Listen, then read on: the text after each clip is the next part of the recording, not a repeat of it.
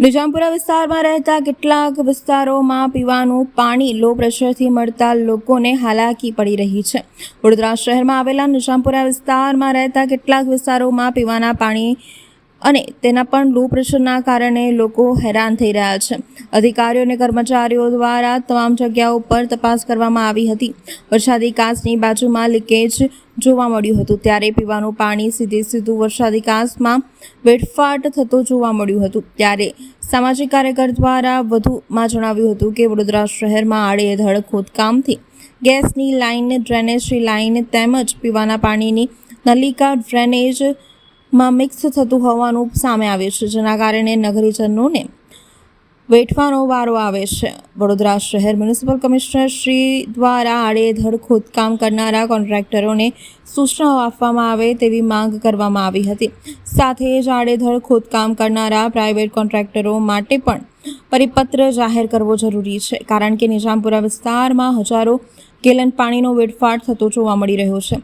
આ કોના પાપે નગરીજનોને બેઠવાનો વારો આવ્યો છે તે સંપૂર્ણ તપાસ થવી જોઈએ તેવી સામાજિક કાર્યકર દ્વારા માંગ કરવામાં આવી હતી। વડોદરા શહેરમાં આવેલ જે નિઝામપુરા ખાતે આજે જાત તપાસ કરતા જોવા મળ્યું કે જે આ પીવાને શુદ્ધ પાણીની જે નળિકા છે એમાં ભંગાણ સર્જાયું હતું અને એ પાણી સીધું વરસાદી કાચમાં જે કહેવાય છે કે જતું હતું। ત્યારે ખાસ કરીને સ્થાનિક લોકો અવારનવાર જે ફરિયાદ કરી રહ્યા છે કે ભાઈ પીવાનું પાણી નથી મળી રહ્યું। હાલમાં જે ઉનાળાની મોસમ હોય, ઉનાળાની ઋતુની અંદર જે લોકો પાણી માટે વલખા મારી રહ્યા છે, સાથે સાથે અનેક લોકો જે વડોદરા મહાનગરપાલિકાની કચેરી ખાતે માટલા ફોડી રહ્યા છે। ત્યારે ખાસ કરીને વડોદરા શહેરના મ્યુનિસિપલ કમિશનર સાહેબ, મેયર સાહેબ, ચેરમેન સાહેબ આ તમામ લોકોએ એસી કેબિનમાંથી બહાર નીકળી અને જાત તપાસ કરવાની જરૂર છે, કારણ કે વડોદરા શહેરની અંદર પાણીની નળિકા હોય, ગેસની લાઈન હોય, સાથે સાથે જે ડ્રેનેજની લાઈન હોય, આ તમામ જગ્યાઓ પર આડેધડ ખોદકામ કરવામાં આવે છે અને ડેમેજ કરવામાં આવતો હોય। ત્યારે ખાસ કરીને વડોદરા શહેરના જવાબદાર વ્યક્તિશ્રીઓએ આ તમામ કોન્ટ્રાક્ટરો પર લગામ લાવવાની જરૂર છે, કારણ કે આડેધડ ખોદકામ કરી